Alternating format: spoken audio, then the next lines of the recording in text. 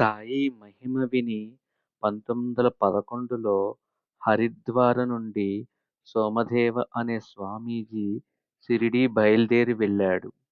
ఈయ నిజమైన సాధువైతే తన కీర్తిని ఇలా చాటుకోడు. ఇలాంటి వాణ్ణి చూడనే కూడదు. కాని సాటివారి బలవంతంపై అతడు సాయి దర్శనానికి వెళ్ళాలి అనుకున్నాడు. అవును, మనం వెళ్దాం.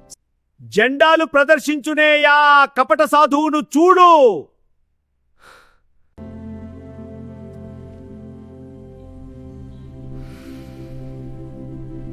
బాబా, మీ సర్వజ్ఞతను చూసి నేను ఆశ్చర్యపోయాను.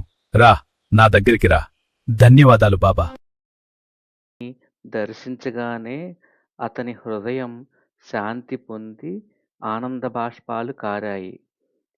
అలా చిత్తశాంతినివ్వగలదే యోగ్యమైన స్థలమని తన గురువు చెప్పిన వాక్యం అతనికి గుర్తు వచ్చింది.